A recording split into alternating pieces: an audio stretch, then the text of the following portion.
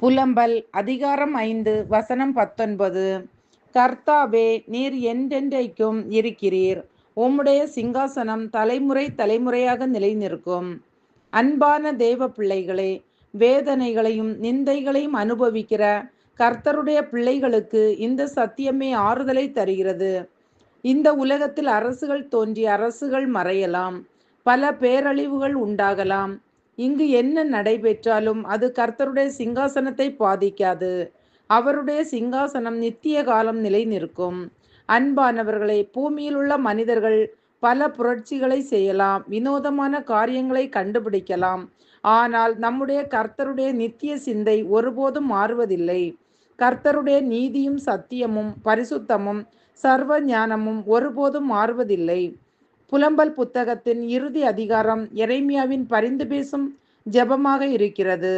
எருசலேமின் நியாய தீர்ப்புக்கும் அழிவுக்கும் தேவனே காரணமாக இருந்தாலும், தேவன் தம்முடைய ஜனங்களின் கூக்குரலை கேட்கவும் அவர்களது உண்மையான பாவ அறிக்கையை ஏற்றுக்கொள்ளவும் அவர்களுக்கு இரக்கமும் அன்பும் காண்பிக்கவும் இன்னமும் தேவன் ஆயத்தமுள்ளவராய் இருக்கிறார் என்று எரேமியா அறிவிக்கிறார். புலம்பல் 5:21-22 இஸ்ரவேலரும் தேவரீர் என்றைக்கும் எங்களை மறந்து நெடுங்காலமாக எங்களை கைவிட்டிருப்பதனை என்று கர்த்தரிடத்தில் பக்தியோடு கேட்கிறார்கள். கர்த்தாவே, எங்களை உம்மிடத்தில் திருப்பிக் கொள்ளும், அப்பொழுது திரும்புவோம். பூர்வ காலத்தில் இருந்தது போல எங்கள் நாட்களை புதியவைகளாக்கும் என்று அவர்கள் கர்த்தருடைய கிருபைக்காக அவரிடத்தில் விண்ணப்பம் பண்ணுகிறார்கள். பிரியமானவர்களே, புலம்பல் புத்தகம் தேவனது இரக்கத்தின் மேலுள்ள நம்பிக்கையை வெளிப்படுத்தி ஒரு ஜெபத்தோடு முடிவடைகிறது. நமது மிக மோசமான சூழ்நிலைகளிலும் அவருடைய சிட்சிக்கும் கரத்தின் கீழ் நாம் இருக்கும் நேரத்திலும் நாம் தேவனை நோக்கி கூப்பிடும்படி இது நமக்கு போதிக்கிறது.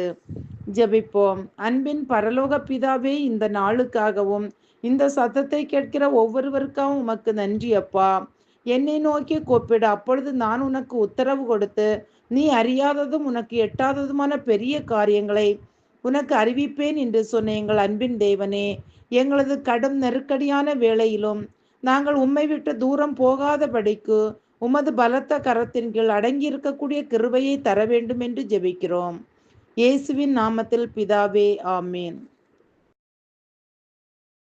இதோ